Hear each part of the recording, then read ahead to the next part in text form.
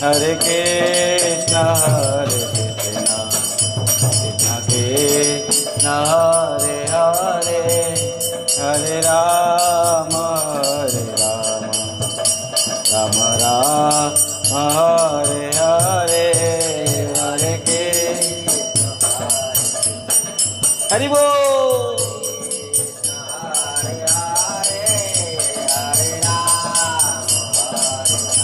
Shri Radhe.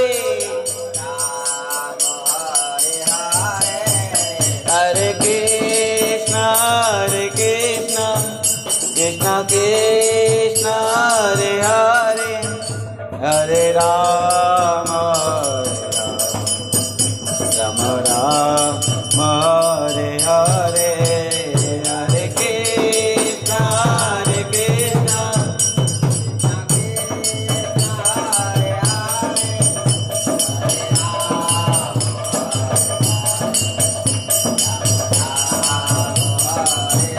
Hare Krishna, Hare Krishna, Krishna Krishna, Hare Hare, Hare Rama,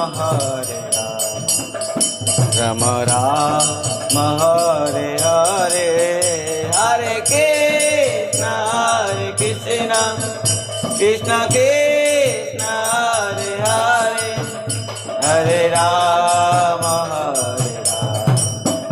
Rama Rama, Hare Hare, Hare Krishna, Hare Krishna, Krishna Krishna, Hare Hare, Hare Rama, Rama Rama, Hare Hare, Hare Krishna, Hare Krishna, Krishna Krishna, Hare Hare, Hare Rama, Rama Rama, Hare Hare, Hare Krishna, Hare Krishna, Krishna Krishna, Hare Hare, Hare Rama, Rama Rama, Hare Hare, Hare Krishna, Hare Krishna, Krishna Krishna, Hare Hare, Hare Rama, Rama Rama, Hare Hare, Hare Krishna, Hare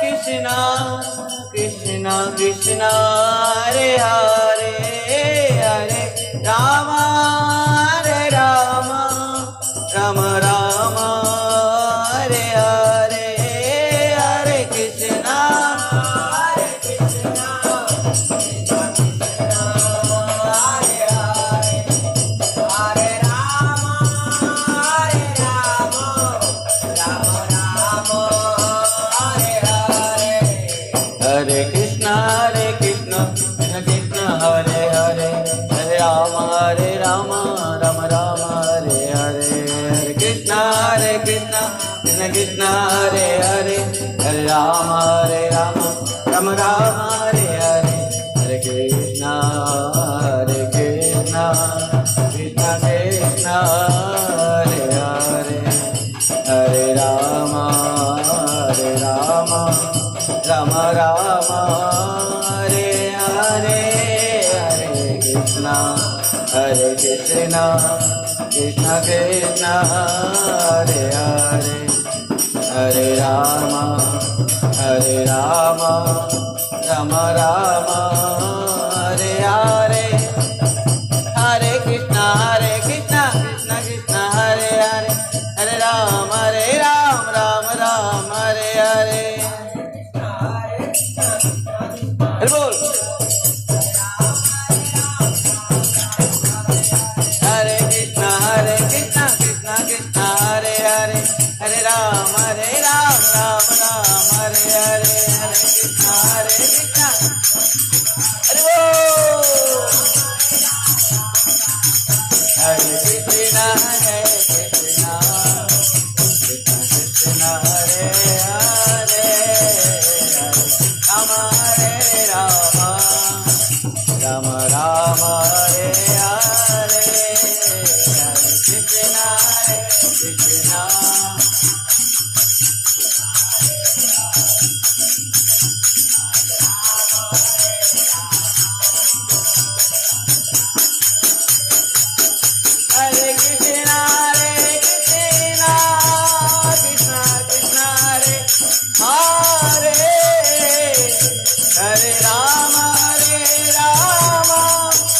Ram Ram Hare Hare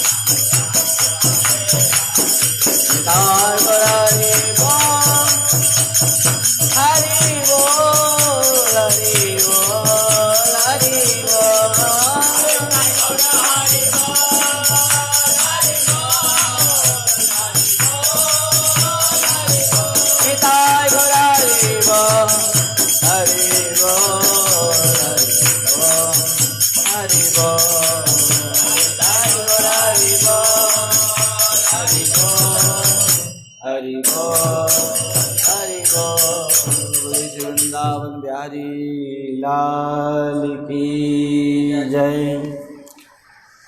जय श्रीमद् भगवद गीता की जय।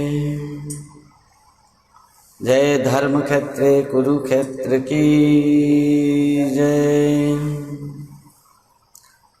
परम पूज्य परम आराध्य पतित पावन गुरुदेव विष्णुपाद परमहंस परिव्राजकाचार्य वज्रेष्ठोत्तर शत श्री श्रीमद् श्री भक्ति वैभव पुरी गोस्वामी गुरु महाराज की जय।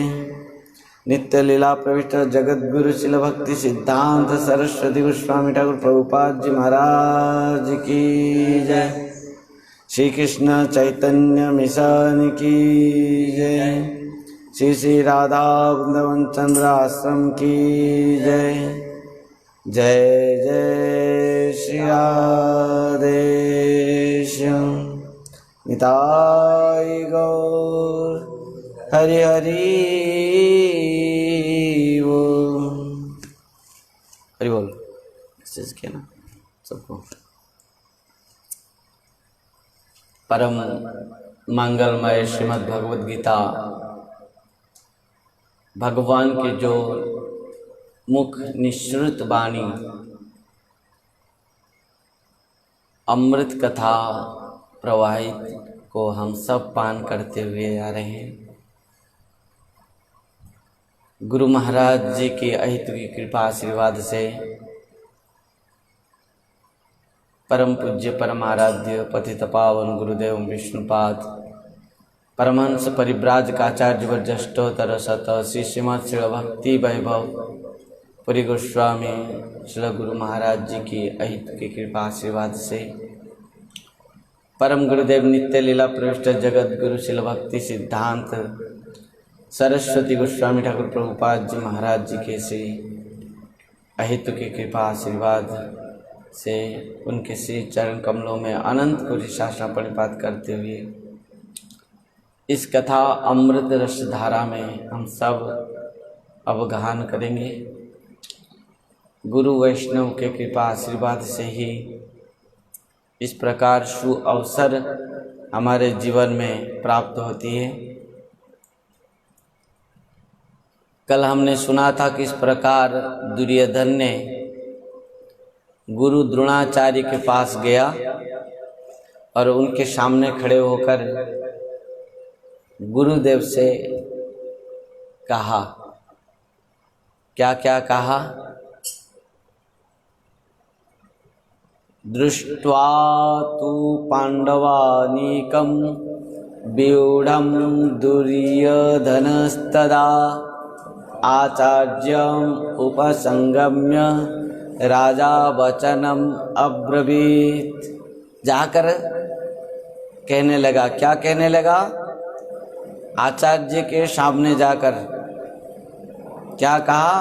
अपश्यैतं पांडुपुत्राणम् आचार्य महतिं चमुं व्यूढ़ं द्रुपदपुत्रेण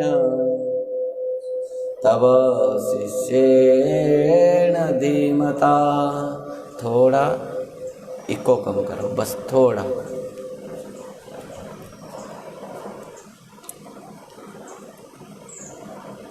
पश्यैताम, हाँ, पश्यैताम। आचार्य पश्यैताम पांडुपुत्राणाम आचार्य महतिं चमुं। कल इस श्लोक को हम सुना था। आचार्य, हे आचार्य, तव धीमता शिष्येण द्रुपद पुत्रेण व्यूढ़ाम पांडुपुत्राणाम एताम महतिम चमुं पश्य। देखो हे आचार्य, देखो। क्या देखेंगे? आचार्य को क्या दिखा रहे हैं दुर्योधन? कि आपके अत्यंत प्रिय शिष्य धीमता शिष्येण द्रुपद पुत्रेण। ध्यान देना, सुनो, याद रखो इसको, और मैं बार बार तुमको पूछूंगा। द्रुपद पुत्र कौन? धृष्टद्युम्न। किसके शिष्य हैं? गुरु द्रोणाचार्य के। कौन कह रहा है? दुर्योधन कह रहा है कि हे आचार्य, हे गुरुदेव, आपके अत्यंत प्रिय शिष्य हैं, तब धीमता शिष्यण, आपके बुद्धिमान प्रिय शिष्य। धीमता अर्थ बुद्धिमान हैं, आपके शिष्य, बुद्धिमान शिष्य। कौन? ना द्रुपद पुत्रेण, राजा द्रुपद के पुत्र। कौन है? धृष्टद्युम्न। यहां पर एक प्रश्न उठता है कि दुर्योधन यहां पर कह सकता था कि धृष्टद्युम्न, आपके बुद्धिमान शिष्य धृष्टद्युम्न कह सकता था, परंतु यहां पर क्यों कहा द्रुपद पुत्रेण? उनके पिता का नाम क्यों लिया दुर्योधन? जो मैं कह रहा हूं ये सब आपके लिए प्रश्न आएगा, है कि नहीं? यहां तो दुर्योधन कह सकता था कि द्रुपद पुत्र नहीं कह के धृष्टद्युम्न कह सकता था कि आपके प्रिय पुत्र धृष्टद्युम्न के द्वारा पांडवों के सैन्यों का व्यूह रचना की गई है, आप देखिए, ये कह सकता था। परंतु यहां पर धृष्टद्युम्न नहीं किया, कहा है दुर्योधन। क्या कहा है? द्रुपद के पुत्र, राजा द्रुपद के द्रुपद पुत्र। क्यों कहा? द्रुपद का नाम क्यों लिया? कुछ रहस्य तो जरूर है। ये द्रुपद राजा कौन है? इनका नाम क्यों लिया दुर्योधन? उसका पुत्र का नाम क्यों नहीं लिया? पिता का नाम क्यों लिया? द्रुपद पुत्रेण तव शिष्येण धीमता, आपका बुद्धिमान पुत्र, आपका बुद्धिमान शिष्य द्रुपद पुत्र कहा, धृष्टद्युम्न नहीं कहा। रहस्य तो है। द्रुपद राजा जो थे वो द्रोणाचार्य के मित्र थे। ध्यान देना, ये सब क्वेश्चन आएगा तुम्हारे लिए। द्रुपद राजा जो था वो गुरु द्रोणाचार्य के मित्र था।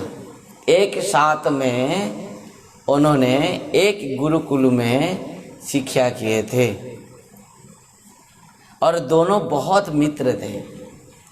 हुआ क्या, जब गुरुकुल में थे द्रुपद राजा गुरु द्रोणाचार्य को कहा था कि मित्र, जब भी आवश्यक पड़े, इस मित्र का कोई काम पड़े मेरे पास, आप आना मेरे पास। ये बात कौन कहा था? दृष्टद्युम्न के पिता द्रुपद, राजा द्रुपद। तो ये तो हो गया दोनों का, माने गुरुकुल में सब पढ़ाई और युद्ध विद्या सब खत्म हुआ और गुरु द्रोणाचार्य अपना घर चले आए और द्रुपद राजा अपना राज्य को चले गए। वो राजकुमार थे, ये द्रोणाचार्य थे ब्राह्मण, गरीब ब्राह्मण, बहुत गरीब थे, उस समय बहुत गरीब थे। उनके पुत्र था अश्वत्थामा, गुरु द्रोणाचार्य के। उनको इस प्रकार दूध कह के चूना को पिला दिया गया। किसको? अश्वत्थामा को। वो कारण से गुरु द्रोणाचार्य को बहुत दुख लगा कि हम लोग गरीब हैं, हमारे साथ इस प्रकार हमको अपमानित कर रहे हैं। ये बात जब हुआ गुरु द्रोणाचार्य के साथ, उनका याद आया कि मेरा मित्र है के हैं राजा हैं, मैं उनके पास जाऊंगा और उसको मैं अपना मित्रता के कारण मैं उनको सहायता मांगूंगा, वो मुझे सहायता देगा। तो गुरु द्रोणाचार्य ने जाकर द्रुपद राजा के पास पहुंचे। उस समय द्रुपद राजा बन गए थे, राजकुमार से राजा बन गए थे। जब राजसभा में जाकर पहुंचे गुरु द्रोणाचार्य, तो द्रुपद राजा को जाकर कहा कि मैं आपका मित्र हूँ, आप मेरे मित्र हैं, मुझे अभी आपका ज़रूरत है, सहायता ज़रूरत है, आप हेल्प कीजिए, थोड़ा सहयोग कीजिए। मेरे जीवन में इस प्रकार बहुत सारे विपत्तियाँ हैं, गरीबी हैं, सब कुछ है। तो द्रुपद राजा ये बात सुनकर हंसने लगे। अरे द्रोणाचार्य, तुम एक गरीब हो, भिखारी हो और मैं एक राजा हूँ, मित्रता तो कैसे होगा? मित्रता किसके साथ होता है? मित्रता किसके साथ होता है? समान लेवल के है, होता ना। तुम भी हाँ, तब जाकर मित्रता होगा। या तुम भिखारी हो, ये थोड़े कृष्ण है सुदामा है। भगवान कृष्ण सुदामा की बात अलग है। सुदामा दरिद्र ब्राह्मण था और कृष्ण राजा था, द्वारिकाधीश। और जब सुदामा ने आया कि मेरा मित्र है कृष्ण द्वारिकाधीश, तब भगवान ने दौड़ कर आके उसको हृदय में लगाया। ये भगवान केवल कर सकते हैं और कोई नहीं कर सकता। कोई भिखारी को अपना मित्र बता सकता है? राजा होने के बाद केवल भगवान बता सकते हैं। जैसे माँ बाप होते हैं ना, पुत्र कुछ भी हो, कुछ भी हो, कैसे भी हो, मूर्ख हो, दरिद्र हो, पर माँ बाप के पास वो संतान है। उसी प्रकार भगवान केवल अपना भक्त को अपना हृदय में लगा सकते हैं, वो कुछ भी क्यों न हो। पर ये तो मित्रता भौतिक जगत के। थोड़ा धन हो जाने के बाद कितना अहंकार होता है, कितना गर्व होता है। थोड़ा पदवी मिलने के बाद और हम किसी को पहचानते तक नहीं, थोड़ा धन होने के बाद हम किसी को देखते तक नहीं हैं। जो खुद हम खाने के लिए नहीं मिलता था, इतना गरीब थे, थोड़ा धन हो जाने के बाद हम कितना अहंकार, कितना घमंड, कितना दूसरे को निंदा घृणा करने लग जाते हैं। क्यों? क्योंकि ये धन और पदवी के जो गरिमा है, अहंकार हो जाता है। उसी प्रकार द्रुपद को हो गया। द्रोणाचार्य जाकर पहुंचे तो उनको भारी सभा में अपमान किया। अरे दरिद्र, गरीब ब्राह्मण, दरिद्र ब्राह्मण, तुम मेरे साथ समान हो सकते हो, तुम मेरे मित्र बन सकते हो। मित्रता तो समान स्तर के हो सकते हैं, तो तुम मेरे समान स्तर के हो क्या? इस प्रकार अपमान किया। कौन? राजा द्रुपद। और वहां से गुरु द्रोणाचार्य अपमानित होकर आए। उसके बाद क्या हुआ? गुरु द्रोणाचार्य पांडव और कौरव का गुरु बने। जब पांडव और कौरव के गुरु बने तो उनको शिक्षा दिया। तो शिक्षा, युद्ध में शिक्षा देने के बाद कौरव ने और पांडवों ने गुरु दक्षिणा के लिए गुरु द्रोणाचार्य से मांग किया कि गुरुदेव आप तो हमको विद्या सिखाएं, तो हम क्या दक्षिणा देंगे, जो आप मांगेंगे सो देंगे। क्योंकि उस समय ये विधान था, यदि किसी गुरु के पास आप शिक्षा कर रहे हैं तो आपको गुरु दक्षिणा देना पड़ता था। दक्षिणा नहीं देने से गुरु से जो शिक्षा किए हैं वो सब काम नहीं देता है। तो गुरु और दक्षिणा वो है कि आपके मनमानी में दक्षिणा नहीं देना चाहिए। कैसे दक्षिणा देना है? गुरुदेव जो कहेंगे, गुरुदेव यदि कहेंगे तुम्हारा शेर को दे दो काट के, तो शिष्य वहीं पर शेर को भी काट के देता है दक्षिणा। अंगुली काट के दे दो, एकलव्य को मांगे अंगुली काट के देना है, दे दिया काट के। गुरु जो मांगेंगे सो देना है, वो शिष्य हैं। गुरु कहेंगे मर जा, यहाँ मर जाना है। गुरु कहेंगे कुएं में कूद पड़। ये प्रश्न नहीं करना कि गुरुदेव मेरा दोष क्या है, मुझे क्यों कह रहे हैं, ये भी कहना नहीं।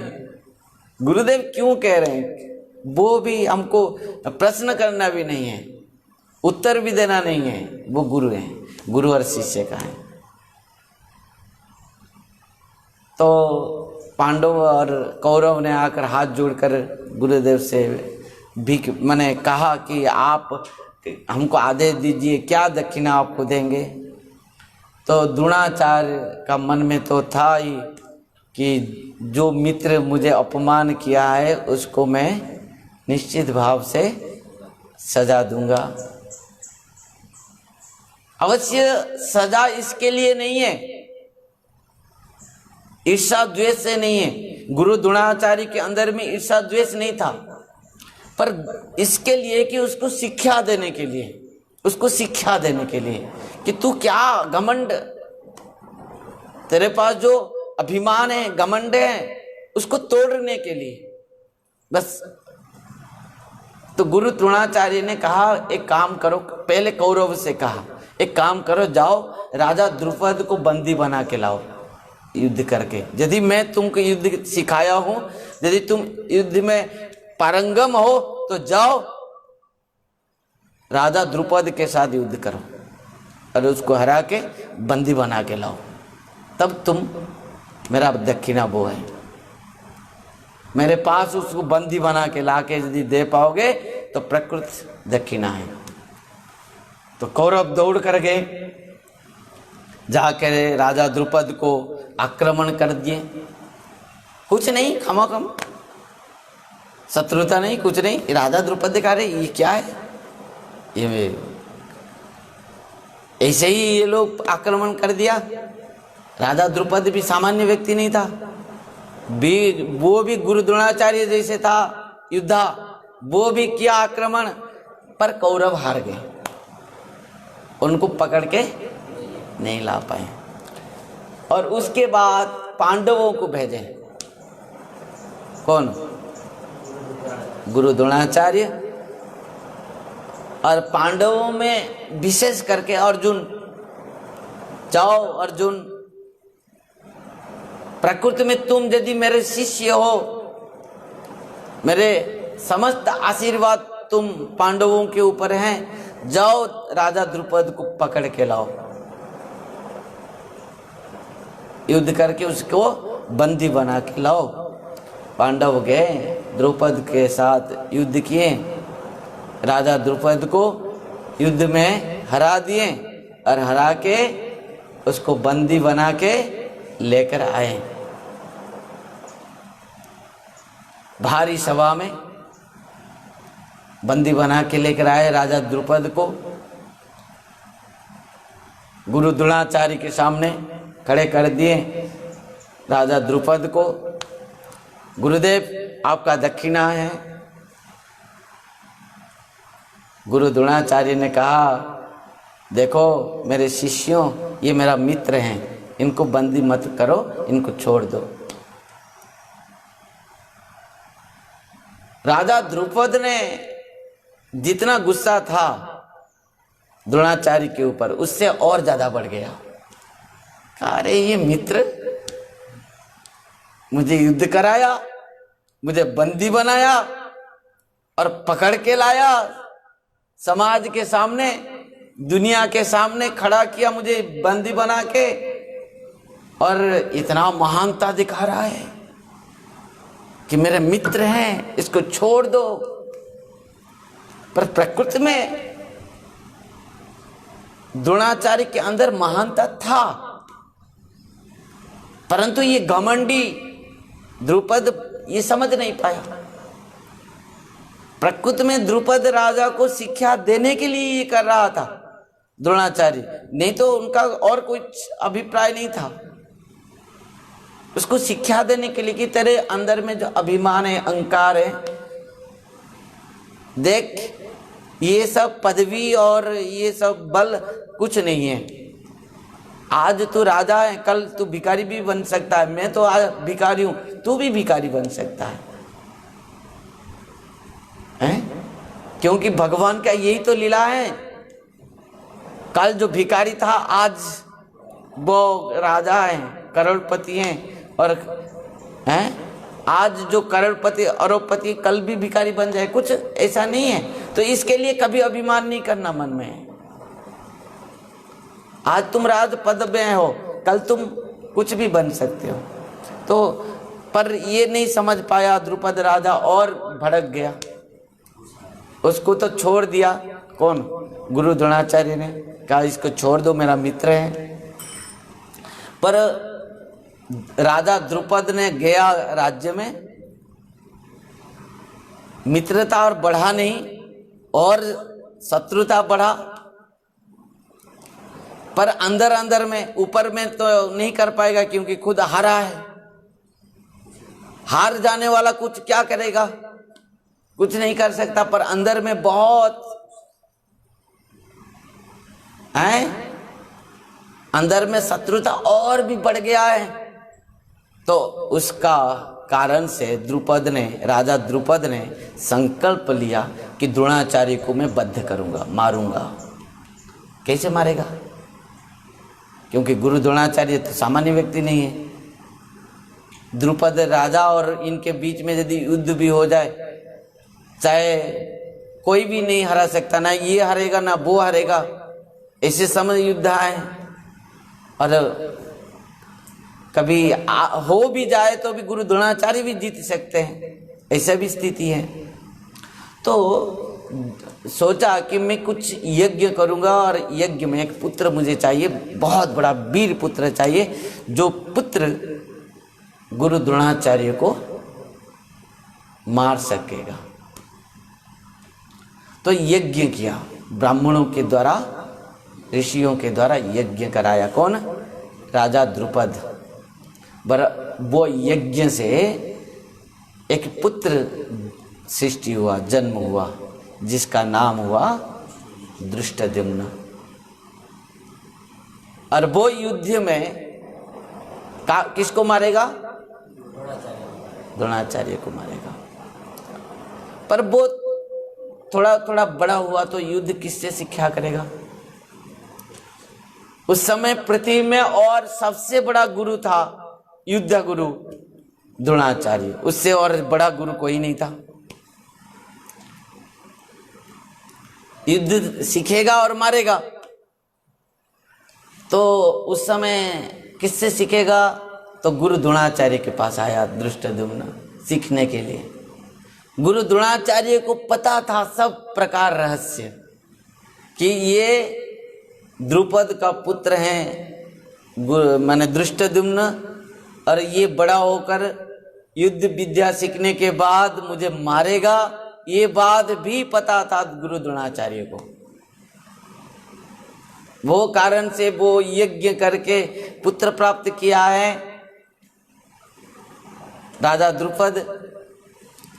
ये बात भी पता था परंतु जब गुरु के पास आया कौन, धृष्टद्युम्न, तब गुरु द्रोणाचार्य ने उसको शिष्य रूप में ग्रहण किया और संपूर्ण भाव से समस्त युद्ध को सिखाया।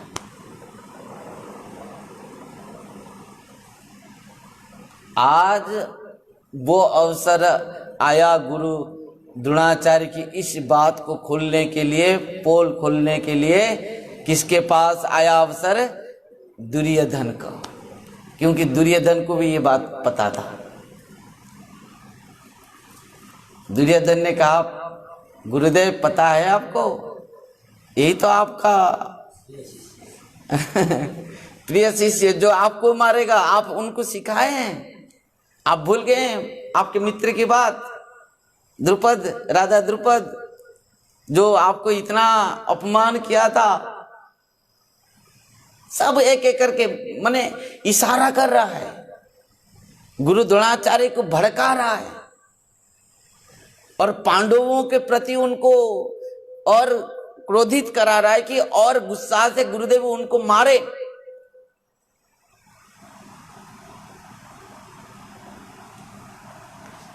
कितना माने डेंजर है ये दुर्योधन। आप चिंता करो, गुरुदेव को पिछली बात सब कुछ याद करा रहा है। आपको याद है, आपका मित्र है द्रुपद पुत्र, वो कारण से द्रुपद का नाम लिया कि याद आ जाए उनका मित्र का जो अपमान किया था इनको, और याद ये भी आ जाए कि उनके मित्र ने उनको मारने के लिए पुत्र को प्राप्त किया था, और ये भी याद आ जाए जानबूझकर इनको भी इन्होंने शिष्य ग्रहण कर शिक्षा भी दिया है।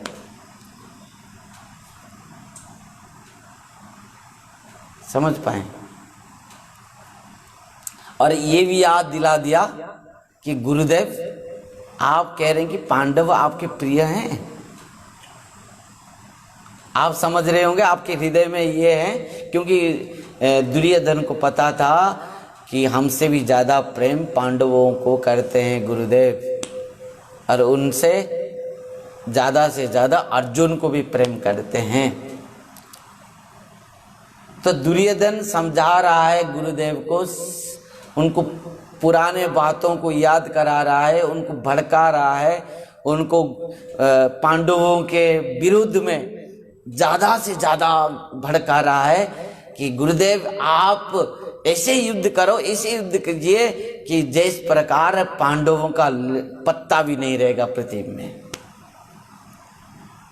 क्योंकि आप भूल जा रहे हैं, इसी द्रुपद राजा के पुत्र आपको मारने वाला है,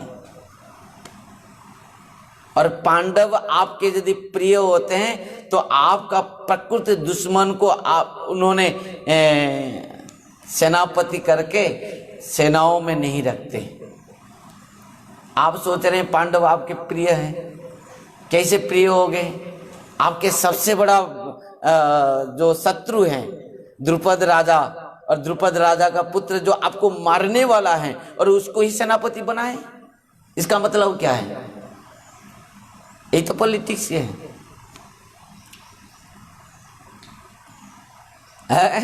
यही तो कूटनीति है। दुर्योधन कह रहा है ये पांडवों की कूटनीति है आपको मारने के लिए, क्योंकि आपके सबसे बड़ा शत्रु को क्या किया है? सेनापति बनाए हैं, जिनको आपने बुद्धिमान शिष्य रूप पर ग्रहण किए थे और सब कुछ शिक्षा दिए थे। इसी कारण से इस प्रकार भड़काने के लिए दुर्योधन इस बात को यहां पर कहा, द्रुपद पुत्रेण तब शिष्यण धीमता। आपके बुद्धिमान पुत्र, ध्यान देखा कितना गहरी बात सब है इसके अंदर। आपको ये सबको नोटेशन करना है, समझ पाए? महाभारत इस प्रकार के चीज है ना, वस्तु है। उसमें जो श्रीमद् भगवत गीता है ना, ये उनका निचोड़ है, एसेंस है ये। उसमें सार वस्तु है, श्रीमद् भगवत गीता महाभारत के, और इसी में सब कुछ रख दिया। पूरा महाभारत श्रीमद् भगवत गीता में निकल आएगी। और इस प्रकार कह रहे हैं कि आप देखिए किसको देखिए? पांडवों के सेनाओं को देखिए। और ये कहने के बाद पांडवों के पक्ष में जो राजाएं हैं उनका एक नाम लिया है। कौन कौन पांडवों के पक्ष में है? यद्यपि पांडवों के पक्ष में सेना कम है, पांडवों के पक्ष में सेना कम है, माने कौरव के पक्ष में सेना कितने हैं? 11 अक्षौणी सेना है। कौरव पक्ष में 11 अक्षौणी सेना है और पांडवों के पक्ष में मात्र 7 अक्षौणी सेना है। आप बताओ ज्यादा सेना सैन्य किसके पक्ष में है? कौरव के पक्ष में। परंतु कौरव डर रहे हैं पांडवों को। क्यों डर रहे हैं? क्योंकि एकमात्र जो है ना पांडवों के पक्ष में बल, वो है कृष्ण और धर्म। ये दोनों हैं बल इनके पक्ष में। भगवान भी हैं और धर्म भी है। और यहाँ पर दुर्योधन एक का नाम लेगा। थोड़ा ध्यान देके देखिए। आपके पास यदि सबके पास श्रीमद् भगवत गीता है, आप श्रीमद् भगवत गीता खोलिए। मैं तो पहले दिन से ही आप सबको निवेदन किया था। आप जितने भी भक्त लोग हमारे साथ जुड़े हैं, चाहे वो जूम में हो, चाहे फेसबुक के द्वारा हो, चाहे वो यूट्यूब के चैनल के द्वारा हो, आप सबको बहुत बहुत शुभकामनाएं हैं, अभिवादन हैं। आप लोग जहाँ पर भी हैं हमारे साथ जुड़े हैं, आप समस्त भक्तों को मेरा निवेदन है कि एक श्रीमद् भगवत गीता, एक पेन और एक नोटबुक आप पकड़ के बैठिए। निश्चित भाव से हमारा आत्मकल्याण होगा। अब देखिए गहरी बात बहुत है इसमें। एक शब्द के बहुत सारे रहस्य हैं। यहाँ पर दुर्योधन वर्तमान गुरु द्रोणाचार्य के दृष्टिगोचर कराएगा, दृष्टिपात कराएगा कि पांडव के पक्ष में जो राजाएं हैं, कौन कौन सुरवीर सब हैं, उन सब का नाम लेगा। जो अतिरथी हैं, महारथी हैं, उनका सब नाम लेगा। और खुलिए श्रीमद् भगवत गीता प्रथम अध्याय 4 नंबर श्लोक। क्या 4 नंबर श्लोक में क्या कह रहा है दुर्योधन अपना गुरुदेव को? अत्र सुरा महेश्वासा, अत्र शूरा महेश्वासा, भीमार्जुन समायुधि, भीमार्जुन समायुधि, युधान विराटश्च, युधान विराटश्च, द्रुपदश्च महारथ, द्रुपदश्च महारथ, धृष्टकेतुश्च कीतान, धृष्टकेतुश्च कीतान, काशीराजश्च वीर्यवान्, काशीराजश्च वीर्यवान्, पुरुजित् कुन्ती भोजश्च, पुरोजित् कुन्तिभोजश्च, शैव्यश्च नरपुङ्गवः, शैवश्च नरपुङ्गवः, युधामन्युश्च विक्रान्त, युधामनुश्च विक्रान्त, उत्तमौजाश्च वीर्यवान्, उत्तमौजाश्च वीर्यवान्, सौभद्रो द्रौपदेयाश्च, सौभद्रो द्रौपदेयाश्च, सर्व एव महारथा। सर्व एव महारथा। हाँ, यहाँ पर आप सबको 4 नंबर इतना श्लोक देखो, 4 नंबर, 5 नंबर और 6 नंबर श्लोक। श्रीमद् भगवद गीता के प्रथम अध्याय 4 नंबर, 5 नंबर और 6 नंबर श्लोक में। अब ध्यान देना, एक एक शब्द को हम समझेंगे। यहां पर क्या कहा? अत्र, अत्र 4 नंबर श्लोक के प्रथम शब्द क्या कहा? अत्र। अत्र का अर्थ यहां, यहां कहा? पांडवों सेना के यहां। कहां पर है? यहां शब्द लगाया दुर्योधन, पहले कहा अत्र, यहां मतलब पांडव सेना की यहां, यानी पांडव सेना में कौन कने? सूरा। सूरा अर्थ बड़े बड़े शूरवीर। हे गुरुदेव, अत्र इस पांडवों की सेना में, यहाँ पांडवों की सेना के यहाँ माने सूराहा, अत्यंत बड़े बड़े शूरवीर हैं, महेश्वासा। महेश्वासा का अर्थ जिनके बहुत बड़े बड़े धनुष हैं, उनको महेश्वासा कहा जाता है। और चौ माने तथा, युधि, युद्ध में, भीमार्जुन समाहा, भीम और अर्जुन के समान हैं। यहाँ जो सब शूरवीर हैं जिनके पास बड़े बड़े धनुर हैं, ये सब भीम और अर्जुन के समान योद्धा है। जुजुधान हैं, किस प्रकार भीम और अर्जुन के ये सब समान योद्धा हैं। और उनमें में कौन है? प्रथम नाम लिया जुजुधान, राजा जुजुधान। इनको सात्यकी, राजा सात्यकी भी कहा जाता है। हाँ, जुजुधान और सात्यकी भी कहा जाता है।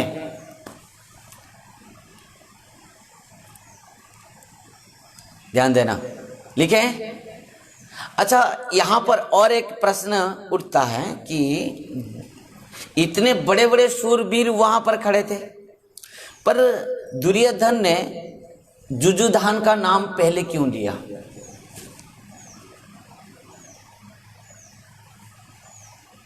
प्रश्न आया कि इतने बड़े बड़े शूरवीर वहां पर उपस्थित हैं, पर दुर्योधन ने इसके नाम क्यों लिया पहले? फिर उसके बाद लेगा जुजुधान विराट, उसके बाद लेगा राजा विराट के बाद किसका नाम लेगा? द्रुपद के पुत्र हैं, द्रुपद, राजा द्रुपदश्च महारथः, राजा द्रुपद का नाम लेगा। और उसके बाद लेगा दृष्टकेतु, चकितान, काशीराज, ये सब का नाम लेगा। तो इन सब से तो पहले तो और किसी का नाम ले सकता था, पर नाम और किसी का नहीं लिया। पहले शुरुआत किया किसके नाम से? जुजुधान, सात्यकी, जिसका नाम सात्यकी भी था। अच्छा, इनका नाम क्यों लिया? इससे भी कुछ रहस्य छिपा है। दुर्योधन सामान्य व्यक्ति नहीं है, दुर्योधन सामान्य व्यक्ति नहीं है। गुरुदेव को इस प्रकार वो भड़का रहा है कि गुरुदेव को पूरा समस्त हिस्ट्री को बता रहा है, दुर्योधन याद करा रहा है। ये जो जुजुधान है ना, ये जो सात्यकी है, सात्यकी जिसका नाम भी है, जुजुधान भी है, ये द्रोणाचार्य के शिष्य नहीं है। ये किसके शिष्य जानते हो ना? ये हैं धनुर्धारी अर्जुन के शिष्य हैं। ये किसके शिष्य हैं?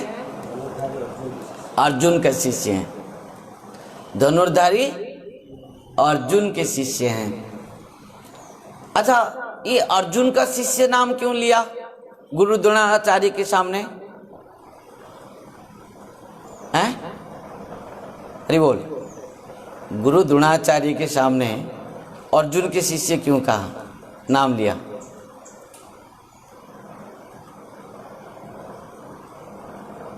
क्योंकि दुर्योधन गुरु द्रोणाचार्य से ये बात भी कहना चाह रहा है कि गुरुदेव सुनिए, आप जिस अर्जुन को इतना प्रिय शिष्य मान रहे हैं, उनके प्रति इतना प्रेम स्नेह कर रहे हैं, आप जानते हैं वो गुरु बन गया है।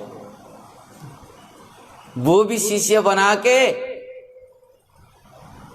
हैं, और वो शिष्य बनकर, शिष्य बना के वो अपना पक्ष में उसको रखा है युद्ध में।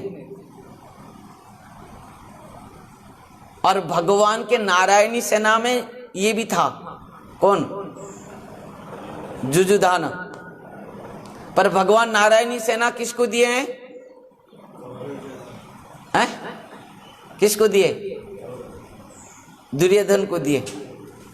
और दुर्योधन का सबसे गुस्सा, क्रोध इनके ऊपर इसीलिए है, भगवान नारायणी सेना को यद्यपि मुझे अर्पण किए हैं, नारायणी सेना में ये जुजुधान भी हैं, पर इन्होंने मेरे पक्ष में नहीं आके अपना गुरुदेव को नहीं छोड़ के अपना गुरुदेव के पास रहा है युद्ध करने के लिए। कितना गुस्सा है देखो इनका, दुर्योधन का ये मेरे सैन्य में आना चाहिए था, नारायणी सेना में ये हैं, और कृष्ण ने मुझे दिया है नारायणी सेना, और उसमें नहीं आके, मेरे पक्ष में नहीं आके अपना गुरुदेव को नहीं छोड़ा। देखो ये, और आप कह रहे हैं अर्जुन आपके प्रिय शिष्य हैं, जिन्होंने खुद शिष्य बना लिया, खुद धनुर्विद्या सिखा दिया ये जुजुधान को। बोलो, आप किसी के शिष्य हो, यदि आपके शिष्य की बात आपके गुरु के पास पहुंच जाए तो, यदि वो सद्गुरु होता, जैसे हमारे गुरु के पास कोई जाकर हमारे शिष्य के बात बोल देगा तो क्या होगा? हम तो किसी शिष्य नहीं के, पर शिष्य हो भी गए हैं ऐसे बहुत सारे। गए थे कि जगन्नाथपुरी में, मुझे उनको पूछा है बरगढ़ से, जो मैं पहले था, बहुत सारे हो गए थे, अपना आप हो गए थे। वो लोग जाकर पहुंचे जागरपुरी में, जगन्नाथपुरी में, मैं नहीं था। वो मेरा जो विजिटिंग कार्ड ला कर देखा है, उनको पूछा है यार तुम्हारा गुरु कौन है, वो फोटो दिखा दिए। तो कहने का तात्पर्य है कि यदि सद्गुरु होंगे तो वो खुशी हो जाएंगे, पर यहाँ बेचारे कि ये दुर्योधन सोच रहा था कि मैं भड़काऊंगा गुरु को, कि देखो अर्जुन के बाद प्रथम बात ये जुजुधान राजा मेरे पक्ष में रहना चाहिए था, पहले नियम उल्लंघन किया है, अपना गुरु को छोड़कर नहीं आया। और गुरु को कैसे छोड़कर आएगा शिष्य? कुछ भी हो जाए गुरु को नहीं छोड़ेगा। वो जिससे विद्या सिखाए वो शिक्षा गुरु है। दीक्षा गुरु होता तो अलग बात है कि दूर में रह के तुम भजन कर सकते हो दीक्षा गुरु से, पर शिक्षा गुरु से दूर रहने से कुछ लाभ ही नहीं है, क्योंकि शिक्षा गुरु पास में रहना बहुत जरूरी है, वो मार्गदर्शक है। तो इस प्रकार की शिक्षा गुरु है। अर्जुन किसका? राजा जुजुधान का। तो वो कारण से नहीं आया, और यहां पर दुर्योधन गुरुदेव को उसका नाम पहले लिया और किसी का नाम नहीं लिया, क्योंकि जुजुधान से भी और ज्यादा धनुर्धर और ज्यादा वीर सूरवीर भी उनके पास हैं, पर उनका नाम पहले नहीं लिया। जैसे उनसे भी और ज्यादा सूरवीर हैं, विराट, राजा विराट, राजा द्रुपद, धृष्टकेतु, चेकितान, काशीराज, ये सब और भी बड़े सूरवीर हैं, पर इन सब का नाम नहीं लिया। पहले किसका नाम लिया? जुजुधान। वो कारण है कि इसका नाम लेते हुए मैं गुरुदेव को थोड़ा अर्जुन से भी नफरत पैदा करा सकता हूं। देखिए गुरुदेव, आप अर्जुन को इतना प्रेम कर रहे हैं ना, वो शिष्य ग्रहण कर लिया है। वो शिष्य ग्रहण कर लिया है। और क्या उसको आप इतना प्रेम करके अपना प्रेम शिष्य है, प्रेमी शिष्य है आप सोच रहे हैं, वो तो खुद शिष्य ग्रहण कर रहा है। देखो ये युजुधान को ये शिक्षा क्या है उनसे, धनुर्धर विद्या, और खुद गुरु को छोड़कर नहीं आ रहा है, इस प्रकार भड़का रहा है। पहले नाम इसका लिया और दूसरा नाम किसका लिया? विराट। दूसरा नाम किसका लिया? विराट का।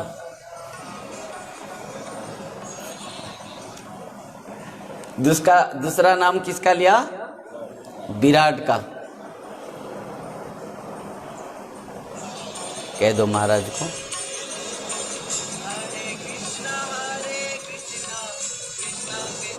दूसरा नाम किसका लिया? विराट का। विराट का नाम क्यों लिया? विराट का नाम और भी और तो बहुत सारे थे, पर विराट का नाम क्यों लिया? यहां पर द्रुपद का नाम लेना चाहिए था उनको। किसको?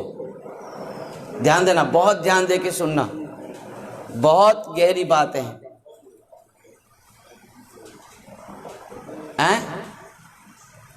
कि यहां पर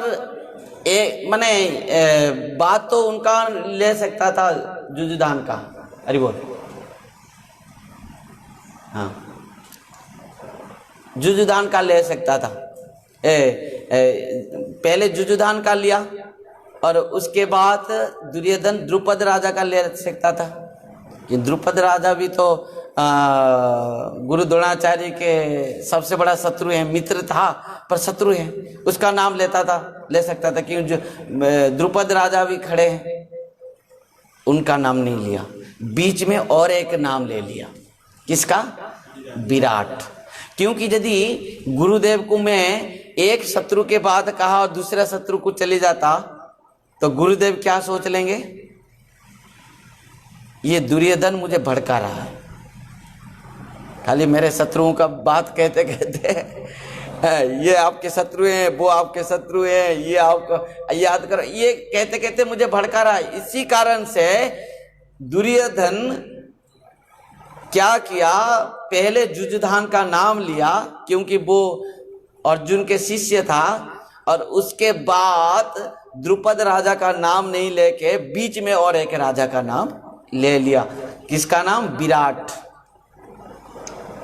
जिसके कारण हमारे पक्ष में वीर सुशर्मा अपमानित किया गया। आपको इस प्रकार ये विराट का नाम लिया। उसके बाद किसका नाम लिया? द्रुपद। जुजुधान विराटश्च द्रुपदश्च महारथा। द्रुपद कौन है? महान रथी। महान रथी किसको कहा जाता है जानते हो ना? महारथी। महारथी उसको कहा जाता है जो एक साथ में 10,000 सैन्यों के साथ युद्ध कर सकता है, वो महारथी है। उसके पास 10,000 सैन्यों के साथ एक समय में युद्ध करने के लिए बल होता है, महारथी है वो। तो इस प्रकार किसका नाम लिया? द्रुपद। विराट के बाद राजा विराट, और द्रुपद का नाम लेकर उनको सब प्रकार के, द्रुपद किस प्रकार आपके मित्र था और आपको वो किस प्रकार अपमानित किया था और आपको मारने के लिए यज्ञ किया है, और उसमें वो पुत्र भी प्राप्त किया है जिसको आपने खुद शिक्षा दिए हैं। ये सब बात को याद कराया राजा द्रुपद के नाम लेते हुए। और उसके बाद लिया किसका नाम? धृष्टकेतु।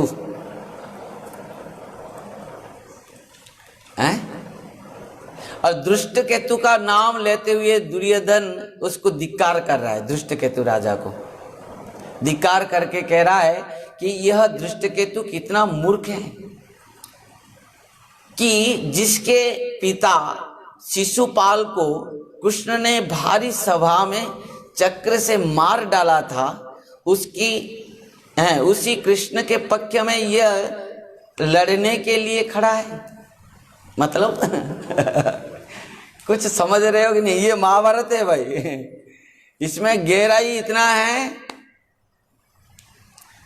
ये जो धृष्टकेतु कौन है? शिशुपाल के पुत्र।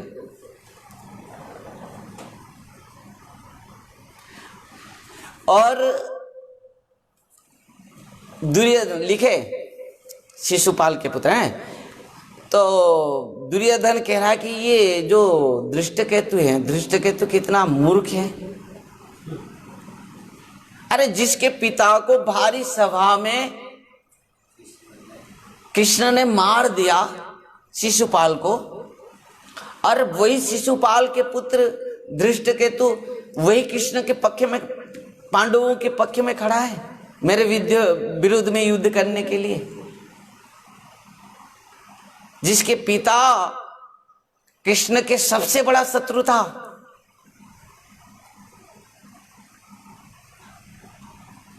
ऐसे तो भक्त लोग हर दिन 108 तुलसी पत्ती चढ़ाते हैं भगवान के चरण में, परंतु शिशुपाल हर दिन 108 गाली नहीं देगा तो नहीं खाता था। उसकी माँ जब बुलाती थी कि पुत्र आजा खाने, नहीं, 108 बार गाली नहीं हुआ है, कृष्ण को नहीं दे पाया हूं अभी तक।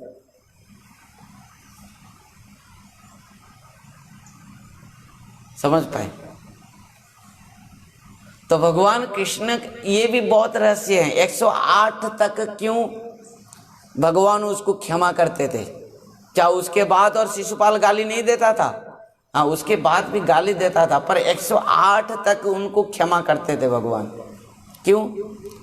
क्योंकि एक बार शिशुपाल की माँ शिशुपाल को लेकर गया था कृष्ण को दर्शन के लिए।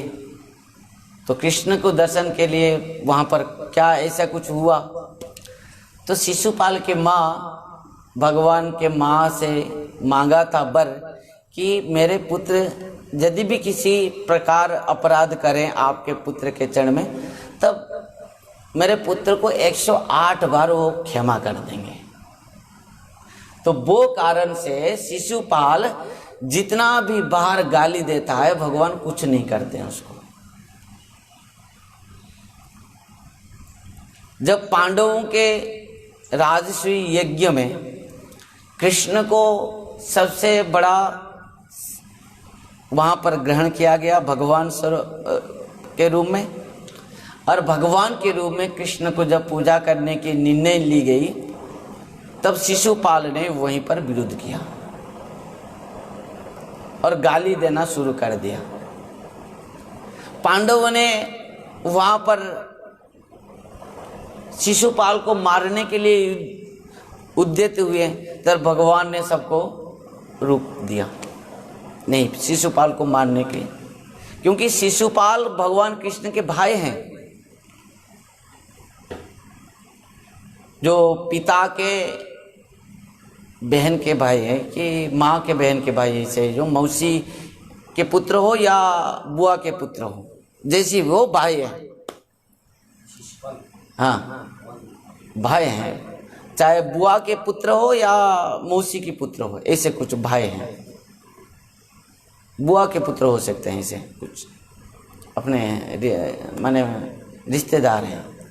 और वो शिशुपाल 108 बार तक गाली दिया सबके सामने, और उसके बाद भगवान ने अपने सुदर्शन के द्वारा उसको मार दिया, उनको साजुज्य मुक्ति प्रदान कर दिया। शिशुपाल के हृदय से आत्मा निकल के भगवान के चरण में समाहित हो गया। वहीं पर युधिष्ठिर महाराज ने नारद जी को इस प्रकार प्रश्न किया था कि जो शिशुपाल ने किसी प्रकार भी भजन साधन नहीं किया है, भगवान को जीवन भर केवल गाली दिया है, वो शिशुपाल को भी भगवान ने मुक्ति प्रदान कर दिया। आप बताओ, यदि भगवान ने शिशुपाल को भी मुक्ति प्रदान कर सकते हैं, जो उनको प्रेम श्रद्धा के साथ भजन करेगा, तो उनको क्या देंगे? शिशुपाल जो 108 बार गाली दिया, भगवान ने उसको मुक्ति प्रदान कर दिए। जो अघासुर बकासुर की बहन भगवान को मारने के लिए आई थी, पुतना, उसको भगवान ने धात्री गति को प्रदान कर दिए। वो भगवान को यदि हम श्रद्धा के साथ, प्रेम के साथ भजन करेंगे, सेवा करेंगे, तो हमको क्या मिलेगा? वो तो मुक्ति, सालोक्य, साष्टी, सामीप्य, सारूप्य आदि आदि, ये सब तो भगवान ने असुरों को, दैत्यों को दिया। जिस शिशुपाल ने गाली देता था उनको दिया।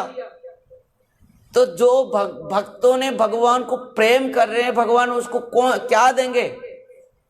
और क्या बाकी है, बचा है भगवान के पास?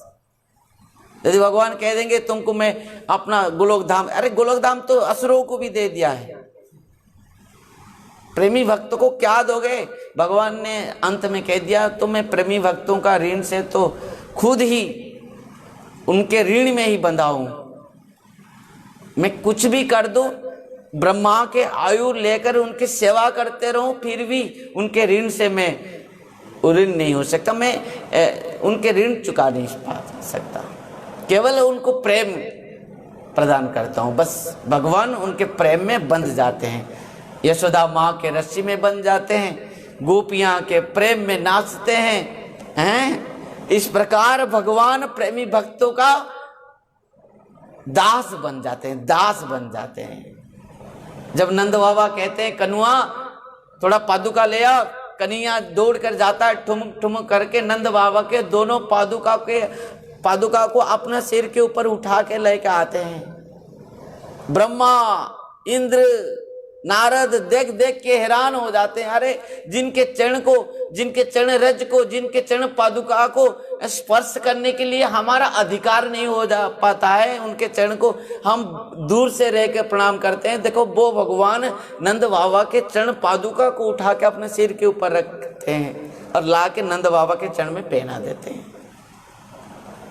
भगवान कहते एक बार मेरे होकर देखो। भगवान सारथी बन गए किसके? अर्जुन के। और युद्ध भूमि में सारथी को क्या किया जाता है जानते हो? कैसे इंगित किया जाता है कि इधर लो, उधर लो, इधर लो, आगे चलो, पीछे ले चलो, कैसे करते हैं? बोलने के लिए समय नहीं होता है युद्ध के समय में, हाथ में कहने के लिए भी समय नहीं होता है कि हाथ में तो धनुर है, तो चरण में उसको दबाते हैं सारथी को, इधर ले चल, उधर ले चल, इधर ले चल, जानते हो? और अर्जुन भी वही किया, भगवान के ऊपर पैर दबा के कहा, ए कृष्ण इधर ले चलो, कृष्ण इधर ले चलो, कृष्ण आगे ले चलो। संभव है?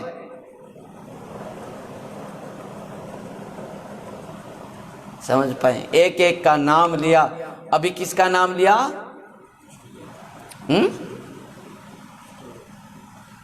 भूल गए सब, गया है धृष्टकेतु, हैं राजा द्रुपद, और द्रुपद के बाद धृष्टकेतु, ये शिशुपाल का पुत्र था। पिता था भगवान कृष्ण का सबसे बड़ा शत्रु। उसका कारण क्या है आप लोग जानते हैं? शिशुपाल क्यों शत्रु बना था भगवान का? क्यों बना था? हैं? क्यों बना था? शिशुपाल भगवान का क्यों शत्रु बना था? क्योंकि वो रुक्मिणी को विवाह करना चाहता था। रुक्मिणी के भाई जो था ना, वो शिशुपाल का मित्र था। वो अपना बहन के साथ शादी कराने के लिए शिशुपाल को ठीक किया, श्रीमद् भागवतम में जो कथा है। परंतु भगवान जाकर रुक्मिणी जी को उठाकर लेके चले आए जबरदस्ती।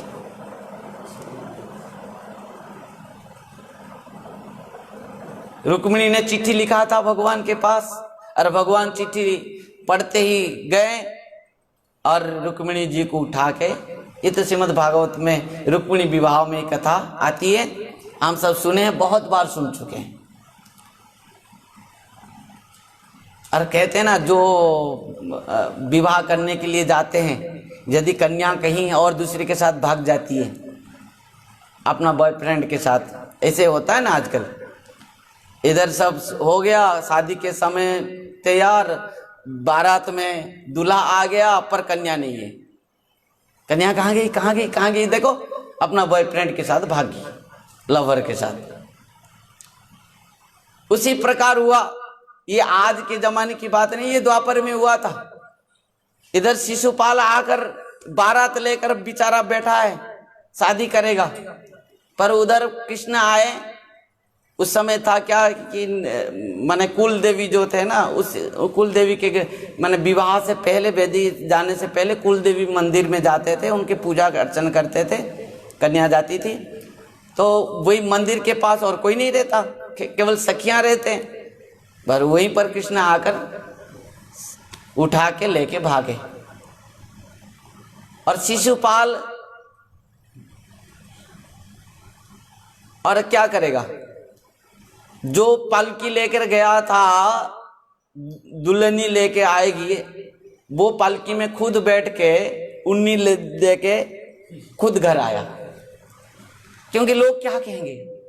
रोने लगा बेचारा। जरासंध ने कहा, बेचारा तू क्यों रो रहा है, देख तू तो एक बार जीवन में कृष्ण से हारा है, पर मैं 17 बार हारा हूं, मैं भी तो पढ़ा हूं, मेरे जैसे बेशर्मी तो पढ़े हैं। शिशुपाल ने सोचा कि मेरे से भी और बड़े बड़े बेशर्मी पड़े हैं, तो मैं क्यों रोऊंगा। जरासंध 17 बार हारा है, वो भी कहा कि मैं तो 17 बार हारा है यार। उसका बंधु था, फ्रेंड था, कहा कि तू क्यों रो रहा है, एक बार तो तू हार गया, और 17 बार हारने के बाद भी मैं उम्मीद रखा हूं एक बार ना एक बार कृष्ण को हराऊंगा, और हराया भी है। तो जीवन में कभी क्या है, कैसे भी तो हारे तो हैं, रन छोड़ बने हैं, रन छोड़कर भागे। वो कथा तो छोड़ो, हम महाभारत में आएंगे, गीता में आएंगे, श्रीमद् भगवद गीता में आएंगे। तो ये धृष्टकेतु जो था, ये शिशुपाल का पुत्र था, और शिशुपाल भगवान को बहुत गाली देता था, इसीलिए कि रुक्मिणी को शादी करना चाहता था, तो रुक्मिणी भगवान लेके भागे। और शिशुपाल हर दिन जब तक 108 बार गाली नहीं देगा तब तक नहीं खाएगा, भोजन नहीं करेगा, उसका नियम था। और हर काम में, हर बार में भगवान को वो विरोध करेगा ही करेगा, करेगा ही करेगा। वो कारण से शिशुपाल कहते हैं ना, जो वो बात को छूट गई थोड़ा वो बात कि जो माने दूल्हा जाता है शादी करने के लिए, यदि कन्या और किसी के साथ भाग जाती तो वो खुद घर वापस आता है लौट के, और उसको कहा जाता है कि शिशुपाल। आज तक भी वो प्रथा रहा है, जो ऐसे आ जाता है उसको कहा जाता है शिशुपाल हो गया है। ये क्या हुआ हो गया है, शिशुपाल हो गया है। शिशुपाल इसीलिए रो रहा था, आज दुनिया क्या कहेगा, समाज क्या कहेगी, भाभी लोग मुझे कितना उपहास करेंगे। अरे गया था ये दूल्हा बन के शादी करने के लिए, दुल्हन किसके साथ भागे, ये तो आया इसे, भाभी लोग उलाना देंगे, मजाक उड़ाएंगे। रो रहा था बेचारा, खुद पालकी में बैठा, खुद दुल्हनी बैठ के बन के घर आया। कौन? शिशुपाल। वही शिशुपाल का पुत्र कौन है? धृष्टकेतु। और दुर्योधन कह रहा है कि देखो बेशर्मा है, खुद पिता इतना है, बेशर्मी किस प्रकार है कि उसका पिता कितना कृष्ण के शत्रु था, और ये उन्हीं के पक्ष में खड़ा है युद्ध करने के लिए।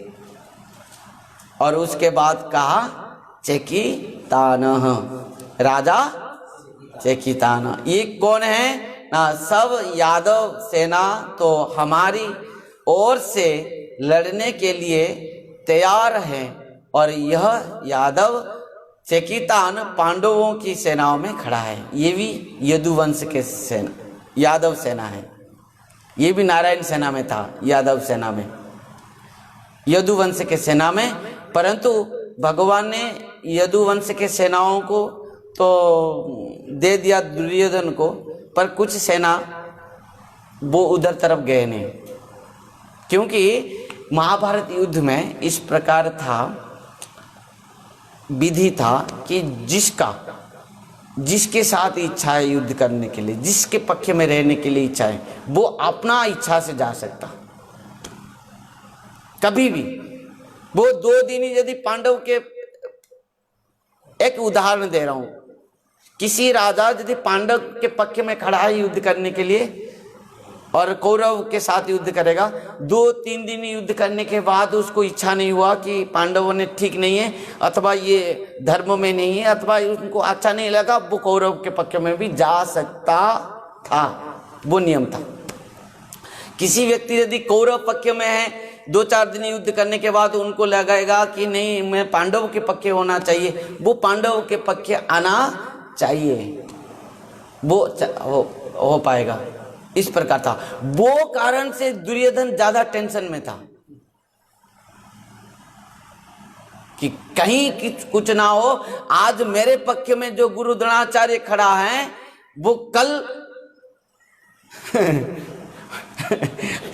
पांडव के पक्ष में ना चले जाए। पितामह भीष्म मेरे पक्ष में जो खड़े हैं कल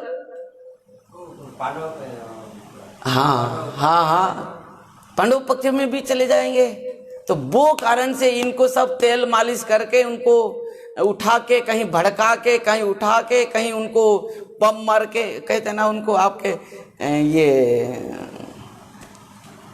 उड़ीसा में आपका राज्य कहाँ है नाम, गंजाम में कहते हैं पंप मार के, पंप, उनको पंप मारे, क्या कहते हैं ना, उनको पंप मारते हो।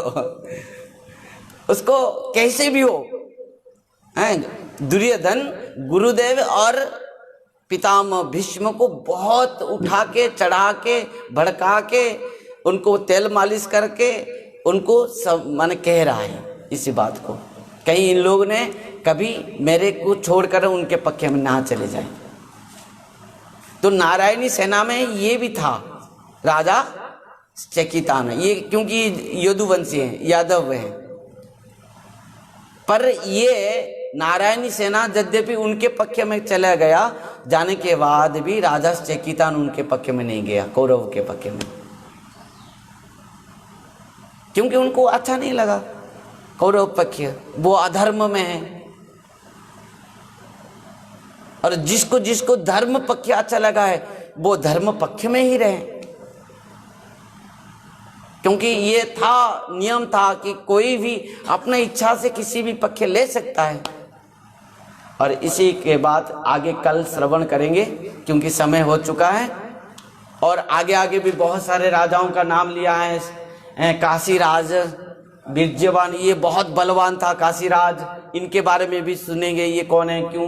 तब उसके बाद पुरुजित, कुंती भोज, ये दोनों पुरुजित और कुंती भोज, और शैव्यश्च नरपुंगवः, और युद्धामन्युश्च विक्रांत उत्तम मौजाश्च बीर्जवान, ये भी बहुत बड़ा है। और सौभद्र के पुत्र जो हैं अभिमन्यु, और द्रौपदयाश्च, द्रौपदी के 5 पुत्र जो हैं, और सर्व एवं महारथा, ये सब महारथी हैं। दुर्योधन कह रहा है, दुर्योधन कह रहा है ये सब महारथी हैं। फिर दुर्योधन जब कह दिया ना पांडवों के इन सब का नाम लेकर महारथी हैं, कदाचित गुरुदेव मन में ये सोच लेंगे यदि उनके पक्ष में सब महारथी हैं तो उनको, उनके साथ क्यों युद्ध कर रहे हो, उनका सरेंडर हो जाओ उनके चरण में। कदाचित वो भी सोच लेंगे, मन में आ गया किसका, दुर्योधन का। तब कह रहा है कि नहीं गुरुदेव, हमारे पक्ष में भी बहुत सारे योद्धा हैं, हमारे पक्ष में भी रथी हैं, महारथी हैं, अतिरथी हैं, आप क्यों चिंता कर रहे हैं। तब जाकर फिर दुर्योधन अपना पक्ष में जो रथी, महारथी, अतिरथी हैं उनके बारे में कहेगा दुर्योधन, और उनको कहेगा कि ये सब मेरे लिए प्राण त्याग करने के लिए तैयार हैं, प्रस्तुत हैं, क्योंकि ये लोग प्राण त्याग करेंगे ही, क्योंकि दुर्योधन पक्ष में जो है वो मरेगा ही मरेगा, क्योंकि अधर्म पक्ष में है। ध्यान देना, दुर्योधन जो बात कहा ना, ये सत्य बात है कि मेरे लिए, मेरे पक्ष में जितने भी राजा खड़े हैं सब मरने के लिए मेरे लिए खड़े हैं, मेरे लिए प्राण भी देने के लिए तैयार हैं, और सच में तैयार हैं, क्योंकि मरेंगे सब जानते थे हम। दुर्योधन के पक्ष में, असत्य के पक्ष में, अधर्म के पक्ष में है, अब वो मरेंगे के लिए तैयार में जो हैं वही उनके पक्ष में हैं। पितामह भीष्म भी मरने के लिए तैयार हैं, गुरु द्रोणाचार्य भी मरने के लिए तैयार हैं, तब जाकर तो अधर्म के पक्ष में खड़े हैं। कल श्रवण करेंगे आगे आगे जो राजाओं का नाम लिया, और वो राजा क्या क्या थे, कैसे थे, कौन थे, क्यों पांडवों के पक्ष में थे। फिर उसके बाद हम कौरव के पक्ष में जो राजाओं की बात श्रवण करेंगे, उनके भी इतिहास श्रवण करेंगे, उनके जीवन के, क्यों वो लोग दुर्योधन के पक्ष में रहे, क्यों दुर्योधन को पक्ष दिए, क्यों उनके साथ में रह के युद्ध किए, वो भी कथा कल श्रवण करेंगे। भक्तों, बहुत गहराई बात है, और ये सामान्य कुछ नहीं है बात है, और इसको याद रखना भी बहुत आवश्यकता है।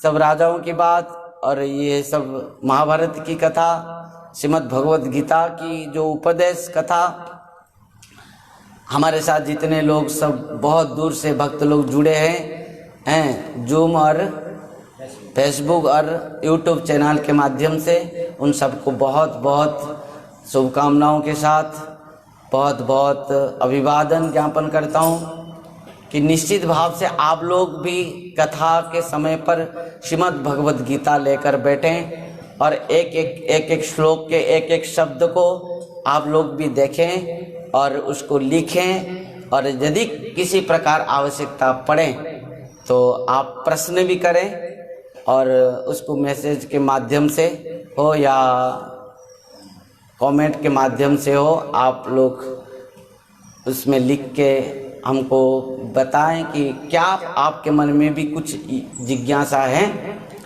और निश्चित भाव से गुरु और वैष्णव के कृपा से जो कुछ भी है आपको उत्तर निश्चित भाव से मिलेगा। इसी उम्मीद के साथ आज की कथा को यहीं पर हम विश्राम देंगे। आइए हरि नाम संकीर्तन के साथ। हरे कृष्ण कृष्ण कृष्ण हरे हरे, हरे राम राम राम हरे हरे, हरे कृष्ण हरे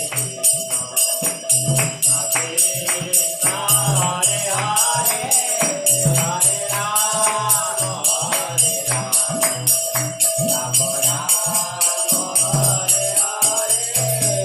हरे कृष्ण कृष्ण कृष्ण हरे हरे, हरे राम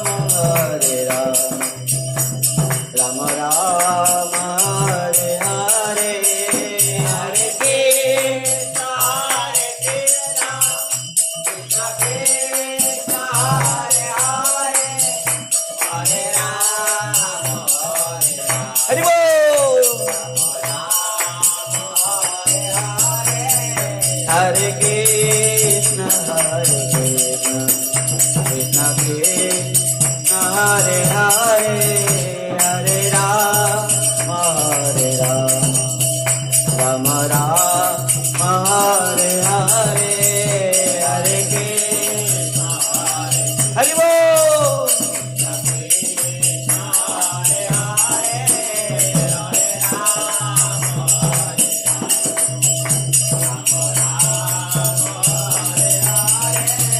निताय गौर हरि बोल, हरि बोल, हरि बोल, हरि बोल,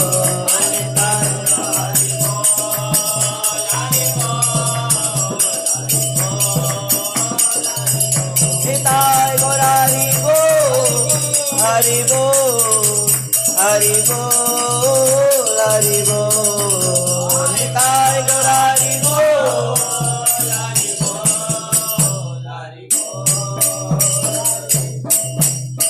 श्रीमद् भगवद गीता की जय कृष्णचंद्र भगवान की जय श्री अर्जुन जी महाराज की जय जय वेदव्यास जी महाराज की जय परम पूज्य परम आराध्य पतित पावन गुरुदेव विष्णुपाद परमहंस परिव्राजकाचार्य वर्य अष्टोत्तर शत श्री श्रीमद् भक्ति वैभव पुरी गोस्वामी गुरु महाराज की जय नित्य लीला प्रविष्ट जगत गुरु शिल भक्ति सिद्धांत सरस्वती गोस्वामी प्रभुपाद जी महाराज की जय श्री कृष्ण चैतन्य मिशन की जय जय जय श्री राधे निताय गौर हरि हरि हरि बोल हरे कृष्ण राधे राधे हरि बोल।